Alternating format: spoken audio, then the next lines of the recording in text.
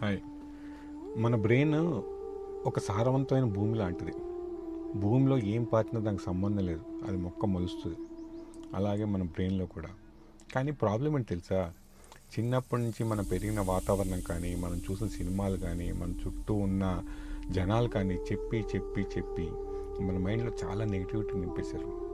మనకు కూడా తెలియదు అది నెగిటివిటీ అని. అలా నెగిటివ్ ఆలోచనతో నిండిపోయిన మన బుర్ర నుంచి పాజిటివ్ థాట్స్ రావాలంటే చాలా కష్టం. కానీ దానికి చాలా టూల్స్ అండ్ టెక్నిక్స్ ఉన్నాయి.